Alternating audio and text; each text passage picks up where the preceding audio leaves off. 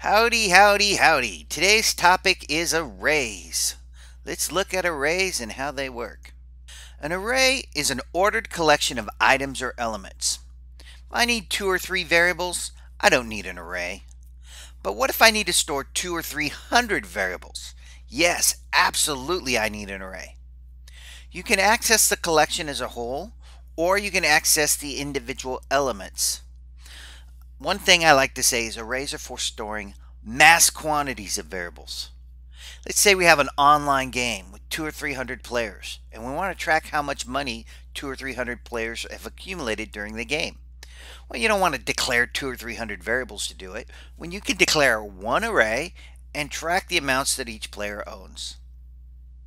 So let's see how they work. In this first line, var the money equals, and then we're going to use square brackets. The square brackets is an initialization list. These are the values I want to store in the array. This is a declaration of the array, the money. When you see those square brackets, read it as an array. I read this as the money equals the array with these values. Beginners are most confused with arrays that start at index or subscript 0. The first item in this array, the 20.25, is at position or slot or index 0 of the array. Also, arrays are implemented as objects in JavaScript, so the money is really a reference to an object array or an array object. You can see that first element, 20.25, there is at position or index or slot 0 of the array. Again, that's a little confusing. The first element is at subscript 0 of the array. You can see the second element is at subscript 1. There's different ways to call this. Some people call this subscript 1. Some people call this index 1. I usually just refer to it as slot 1. I guess you could just say it's position 1 of the array too. But arrays start numbering from 0. Get used to it. The third item there is at position or subscript 2, the 27.50.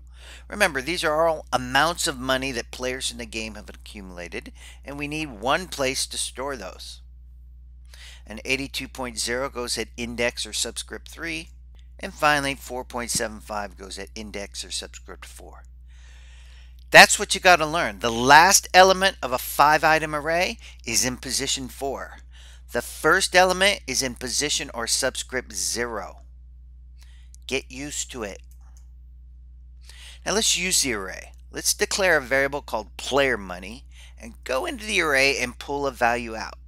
What we're going to do is go to the money at index or subscript 0, pull that value out of the array and store it in the variable player money. So you can see it came out of the array and went into the variable. You can also put values back into the array. I'm going to take something out of the variable player money, 20.25, and insert it at index or subscript 3 in the array. So the 20.25 basically just transferred to position 3 of the array. Now what you have to remember most is the items in the array are just regular variables. Just like I can say x plus 2, I can say the money subscript 4 plus 5.50. What I'm going to do is access the value at position 4 or subscript 4 of the array. The 4.75 comes out of the array. I add to it a 5.50 and I get 1025. What am I going to do with the 1025? I'm going to store it right back into position 4 of the array. And there's the 1025 going in there. I must stress here, this array of 5 numbers is basically 5 number variables. This is a number variable. This is a number variable. Any array subscript is just a plain old variable. So the money 3 is a variable where I'm storing numbers. The only real difference between accessing an array variable and a regular variable is you have to use the square brackets and a subscript indicating which of the items of the array you want to access. So let's go into the array again and say at position 1, that's the second item, the 19.0. Let's extract that value, subtract 12.25 and get a result of 6.75. And turn around and store that 6.75 back into the array at position 1 or subscript 1 of the array. Remember, position 1 is the second item in the array. That's it. They're very easy. All you got to do is think of arrays as mass quantities of variables. If you need 2 or 3 variables, you don't really need an array. But if you want to store 200 or 300 values, you certainly want to know and use arrays. They are much more convenient. Let's look at declaring and creating arrays now. There are several ways to create arrays. First, we can declare, size, and initialize the array. The second way we can create an array is declare only. That's where we create the array, but we don't actually allocate any slots for what we're storing in the array. And the third way we can do it is we can declare and size the array. First up, an alternative to what we looked at in the previous slide. Here we're going to declare, size, and initialize the array. If you read this line of code, the var hand is declaring the variable hand. The new array with the 5 values passed to it, 0, 0, 0, 0, 0, that is saying I want 5 slots in my array. And of course the zeros fill the array. I'm creating the array, I'm setting it to 5 slots, and I'm making sure each slot contains a 0 in this line. Now I put a comment here, yuck, use the square brackets. It's the preferred method to initialize the array with the equal square brackets. Number 1, it's less typing. Number 2, people just seem to prefer that format. The only good thing about this way using new array is it clearly shows you you're building a new array objects. In JavaScript, arrays are kinds of objects. They're like strings. Strings are a data type or they can be objects. Arrays are considered a data type and they are objects. Hand in this case is definitely an array object. That new array leaves no doubt that it's an array object. Again, most people prefer that equals square bracket and give it a bunch of initialization values instead of saying new array. I'm showing you this different way because you'll see it out there in the real world. Some people use this new array syntax. Most people use the equal square bracket syntax. Now, I've also shown a sort of visualization of what this line of code creates. If you look up here, this line of code creates what you see in hand is what we call a reference to the array object. It allows you to access the array. You can count the number of initialization items. There's 5. So there's 5 slots, 0 through 4 here. And then I want a 0 in each slot. There's that 0, there's that 0, and so on down the line. Each 0 fills a slot of the array. Now, of course, these didn't have to all be 0. Here's another way to create an array. I'm just going to say hand equals square bracket into square bracket. Remember, whenever you see those square brackets, read it as array. I would literally read this line as hand equals array. We're declaring the array only. We're creating the array only. Notice when I assign another array to hand, it wipes out the existing array. It's gone. The array we created on the first line was overwritten by this array that we're creating on the second line. All those zeros disappeared because I created a new array. They're gone. Hand is what we call an empty array. No slots have been allocated. Technically, it's not null like in other languages. It's not null. It just has 0 slots. Hand is an empty array, so it has no slots attached to it. Normally, if I was creating an array like this, I'd put a var in front of hand if I was creating the array from scratch. Now I'm trying to show you what happens when you assign a new array to an old array, so I didn't put a var in front of it. I want you to understand that you delete the old array when you assign a new array to the same variable. However, if this was a true declaration that I was creating an array with no slots in it, I would put a var in front of that to make clear that I was declaring the array. Now here's something interesting about JavaScripts. Whoa moment. JavaScript arrays are dynamic. Assign a value to an empty array and it creates a slot and puts a value in that index or subscript.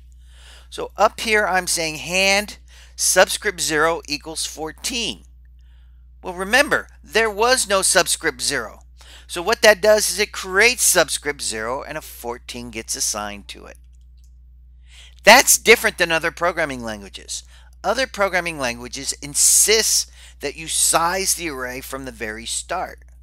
JavaScript says, create an array, and if you put 5 things in it, it'll have 5 slots. If you put 50 things in it, it will have 50 slots. If you put 500 items into an array, it will have 500 items. JavaScript dynamically creates the array slots as you use them. So let's do it again. Let's say hand of index 1 equals a 6. JavaScript arrays are dynamic. Assign a value to an array slot that does not exist, and not only does it create the slot, it puts a value in that index or subscript. Notice how this array is growing. That's what I mean by dynamic. As I put more and more data into this array, the array will get bigger and bigger. As long as I have memory, it will add extra slots to my array. So I say hand subscript 2 equals 51. I want to store a 51 there. They're dynamic. Assign a value to an array slot that does not exist. It creates the slot and puts the value in that index and subscript. Now I could keep going. If I assigned 50 items to this array, I would be creating an array with 50 slots. JavaScript arrays are different than other languages like Java or C++, where it's critical to size the array correctly when you first create it. Not so with JavaScript. In fact, why size it at all?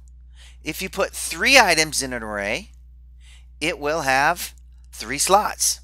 If you put 30 items in an array, it will have 30 slots. If you put 300 items in an array, in JavaScript, the array will have 300 slots. JavaScript arrays are dynamic. They expand to accommodate the number of items you store in the array. Let's look at one of the things we can do with an array. We're going to use the hand array variable here to access the length property. Remember, I was saying JavaScript arrays are objects. I'm going to go to the hand object. The dot says go inside the object and get the length of that object. At this present time, you can see there are 3 elements in the hand array, so the length property returns a 3. That 3 then gets assigned to the variable len or len. Since arrays are objects, you can ask them questions, and we're asking the array object, how many slots do you have allocated? And it is saying 3. The third way we can declare an array is we can declare and size it at the same time. What this line of code is going to do is create an array with 52 undefined slots. So read this line of code carefully. I'm going to say var dec. The var means I'm declaring an array variable named dec. And I'm going to set it equal to new array 52. When you pass one and only one parameter to this array constructor, it's going to create an array with 52 empty or undefined slots. I didn't even want to draw the lines here. The space is allocated for items in this array, but there aren't any items. If I were to go to dec index 1 and try to use it, it would say it's undefined. If I would go to dec index 51, it would say it's undefined. Until I actually put actual values in those 52 slots, I can't really use the 50 slots. Now I put a little note is maybe we should avoid this syntax. Maybe we shouldn't create arrays in this manner. Given that JavaScript has dynamic arrays, why would you predefine the size of the array? It doesn't seem to make much sense to me, since the size can change at any minute when you add new items to it. So I'm showing it to you because you might see it out there in the real world, but I'm not so sure I'm crazy about declaring and sizing arrays in this manner. Certainly not in JavaScript. However, if you go to other programming languages like Java, C, C++, they do insist that you do this. They insist that you set the size of the array before you start using it. So maybe from that standpoint, it's a good idea that I show you to it, because that's the way a lot of other programming languages work. You create the array and you set the number of slots at the beginning, and then you're limited to that number of slots.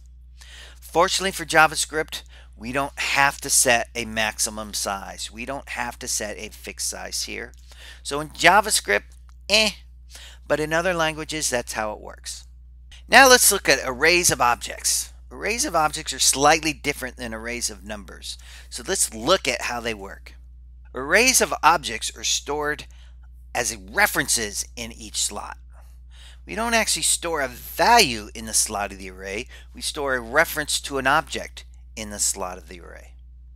So I'll start by declaring and creating an array called players. Var players means I'm doing a declaration. Then I'll use the good syntax, equals square bracket to end of square bracket, to initialize that array with a bunch of values called null. Null essentially means no objects. So I'm creating this array of objects, but not installing objects into each slot. Curious. I'm creating an empty array with 5 slots here. An empty array of objects with 5 slots. But let's write a loop to go through it, and this loop is sort of a pattern when it comes to arrays. When you want to access all the slots of the arrays, you can start at 0 and go to strictly less than the length of the array, and you will access all the slots of the array. So pay attention to this for loop. It's what we call a pattern. It's a common piece of code that we use over and over and over again when we want to access all the slots of the array.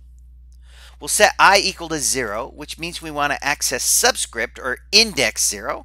I is basically short for index. Here's my variable I. It contains a 0. It means we're going to access this position in the array. We're keeping track of players and the money that they have. In an online game, you're going to track players' names. Players are going to come in and give you a screen name. We want to track their screen names. So I want to go out and get the screen names for these players. I is 0, so 0 less than 5 is absolutely a true statement. As a true statement, we're going to go inside the loop. We're going to do var answer equals prompt enter player name. We're going to put up a screen or put up a box on the screen asking the user to enter a name. The user types in Viper and hits the OK button. We want to assign Viper to the variable answer. When that line of code executes, Viper is assigned to answer. We're going to create a new string object. A new string object. This is clearly going to be a string object. Every time you see that new operator, you are definitely creating an object. When you say new array, you're absolutely creating an array object. When you say new string, you're absolutely creating a string object. We're going to take the user's input, Viper, create a string object out of it, and assign it to position I or index I of the array players. And you can see the object containing Viper showed up at position 0 of the array. We'll hit the end of the loop, come back up. Remember, on a for loop, when you come back up, you do the I++ first. That takes the variable I to 1. You then go check the I less than. 1 less than 5 is absolutely a true statement, so we're going to go inside the loop once again. We'll prompt the user again. We'll ask the user, what is your screen name? They will type in elk and hit the OK button. When they hit the OK button, elk is going to be assigned to the variable answer. We will then create a new string and pass it elk. Answer contains the string elk. We'll build a string object out of that and assign it to slot 1 or position I of the array, and you can see our elk showed up. What we're going through is a loop to initialize this array. We don't know what the players are going to name themselves when they come into their game, so we have to ask the 5 players, what is your screen name? We'll hit the end of the loop, come back up. When we hit the end of the loop, we do the I++ first, and I goes to 2. After that, we check is 2 less than 5. That's absolutely a true statement. So we'll go inside the loop and execute our prompt command again. Our prompt command will ask them to enter a name. Bond, as in James Bond, will be entered, and they hit the OK button. When they hit the OK button, answer will be assigned to Bond. We'll build a string object out of their answer and assign it to index or slot 2 of this array. I contains a 2. It controls what position the data goes in. And the object that contains Bond is in position 2 of the array. Hitting the end of the loop and going back up, the I++ will execute first. It'll set I equal to 3. 3 less than 5 is absolutely a true statement, so we'll come inside the loop and execute the prompt again. Up pops the prompt. They enter born for the input. Hit the OK button. When the OK button is pressed, born is assigned to answer. We build a string object out of their answer and assign it to position 3 of the array. What I need you to understand is this is an array of objects. In other words, it's an array of references to an object. Slot 0 of the array is a reference to a string object containing Viper. Slot 3 of the array is a reference to a string object containing Born. We're not storing the actual values in the array. We're storing a reference to an object in the array. Hit the end of the loop, go back up. At the top of the loop, we do the I++ first, and I goes to 4. 4 less than 5 is a true statement, so we will go inside the loop once again and execute the loop. Notice how that slot 4, or position of the 4, currently contains a null, which indicates no object has been assigned there yet. We'll put up our prompt and ask the player to enter a name. They enter Powers. Press the OK. When they press the OK, Powers gets assigned to answer, and we use that to build a string object. We take that string object and assign it to slot 4 of the array. Notice how the null disappeared and a reference to the string object that contains Powers showed up in its place. What we've done here is we've gone down the line and put actual objects in each slot of the array. And what gets stored in each slot of the array is a reference to a string object. This line indicates there's something stored in this slot array that tells you where this object is. Not quite done. We're going to loop back up one more time. When we do that, the I++ will take I to 5. Well, that's the problem. There is no slot 5 of this array. So when I do my I less than players.length, it comes out 5 less than 5, which is clearly a false statement. When this statement goes false, we were going to exit the loop and leave the for loop. We're done. There is no slot 5. We filled our array with string objects. Get used to that loop. This is a pattern that we will repeat over and over and over. When you want to fill an array, or when you want to access every slot of the array, the only thing you need to change in this loop is the name of the array that you want to access. Next up is parallel arrays. What are parallel arrays? Parallel arrays are 2 or more arrays where information in an index or slot corresponds to the same index in another array. You can see here that slot 1 in the players array contains an elk. It aligns with slot 1 of the money array, 19.0. That means the player elk has $19.00 in their bank. Again, I'm kind of using the example of an online game or a game where players are assigned screen names and they collect money. Money they can spend, in which case their balance goes down, or money which they can acquire, in which case their balance goes up. What this parallel array is telling us is that the player elk has $19 currently. And each slot of this array corresponds to a slot in the money array. So let's declare var players. We're declaring the array players, and we are assigning it and assizing it at the same time. So when I want this to be an array of 5 slots with these 5 initial values. This line of code here creates this in computer memory. Players is a reference to an array object, and then each slot of this array contains a reference to an object that contains Viper, Elk, Bond, Born, and Powers. That is an array of objects right there. The next line of code creates another array, the parallel array. So we're going to declare an array var money. Money is an array, and set it equal to these 5 initial values.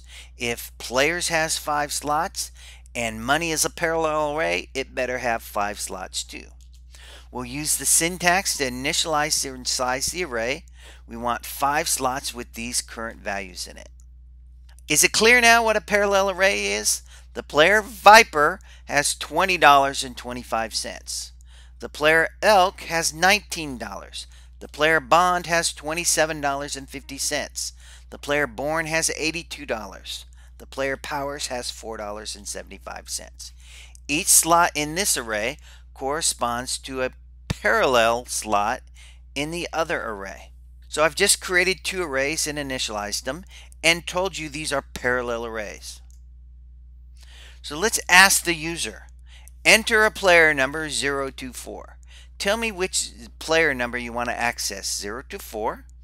In this case, the player is saying a 1 and they're going to hit OK. Now a little warning about the prompt command.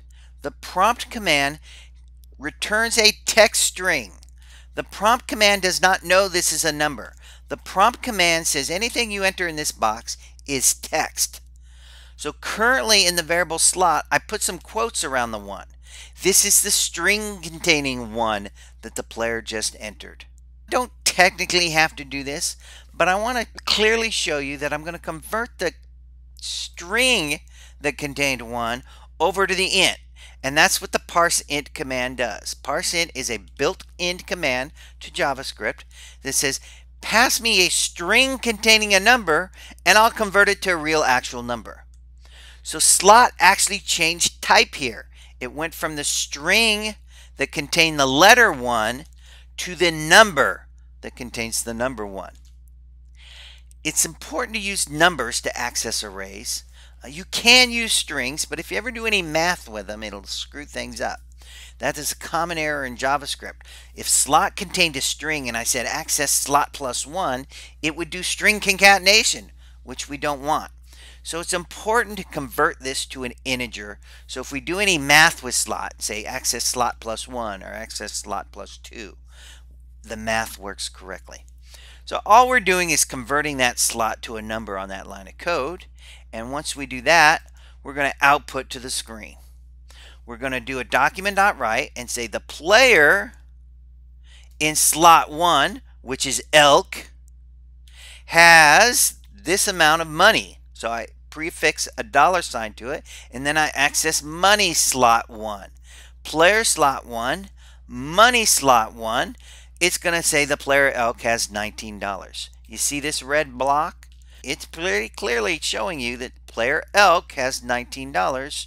When I access the player's parallel arrays, you can see slot 1, the player named elk, has $19. That's a parallel array. Let's run this again. I didn't have room here for a loop, so let's just run this code again. Ask the player again. Enter which player number you want to access.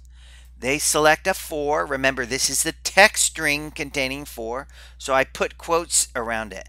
The quotes really don't show up in the variable slot, but I put quotes around there because it's important to understand when you have a variable what you're storing in that variable. Is it a string in that variable? Is it a number in that variable? Heck, it could be an array in that variable. The variable players contains an array. The variable slot right now contains a string. So the next line of code will convert that string to the number 4, and I'll access array slot number 4. Put a red box around it, slot 4. When I access this document.write, when I go to player slot 4, it'll output powers. When I go to money slot 4, it'll output the $4.75. You getting the picture there on what parallel arrays are? Let's do it one more time. Enter a player number. Again, this is the string containing 0. That's why I put the kind of phony quotes in there. The quotes actually don't show up in the variable, but JavaScript knows that prompt returns a string. So at this point, slot contains a string that contains the letter 0. Next line of code, I'm going to convert that letter over to a number, so slot contains the number 0 here. You can see I've boxed out here. This is what I tend to access in the parallel array. Our document.write occurs, and I will write to the screen using slot 0 of both arrays. That's what parallel arrays mean. Slot 0 in the array players corresponds to slot 0 in the array money. So I go to slot 0 and I output a Viper of players. I go to slot 0 of money and I'm accessing the 20.25. We use parallel arrays a lot in video game designs because we're tracking a lot of data and we want to match up one piece of data with another piece of data. Now let's see what happens when we make a mistake. And this is an actual mistake. I'm going to start over and try a new index, and I'm going to give it a bad index. Whenever you ask the user for input, they may give you bad input. In this case, the user ignored my advice. I asked for a number between 0 and 4, and like users are wont to do, they entered a 5. They entered the string 5, so I'm showing that up in the slot variable as the string 5. When I go to parse int, it's going to convert the string containing a 5 to the number 5. But there's a problem. There is no 5. If you look over what I tried to box out up here, we're off the end of the array. Slot 5 does not exist in this array. Slot 4 is the last slot in this array. Slot 5 does not exist. So when I go to document.write and say access slot 5 of the array, there is no slot 5. I'm going to get a big fat error message, probably on my console.log. But it may actually show up on the web page, but it's usually coming out on the console log. When I go to slot 5 of money, again, it doesn't exist. I'm getting a big fat error message, be it on the console log or on the actual web page itself. And my program will stop executing. This will kind of crash my program. Don't expect any JavaScript after an error like this to actually continue to execute. Got to be careful when you go out and ask the user for some data, like with a prompt. Maybe you better check that what they gave you was decent data before you go accessing the array. I wish I had more space on this slide to show you a little more error checking, but there's two things you need to check. Number one, did the user input numbers and not letters like ABC? Number two, is the number that they input corresponding to a slot in the array? Make sure you do your error checking when you ask the user for input. Otherwise, it could cause your code to get bad results or errors.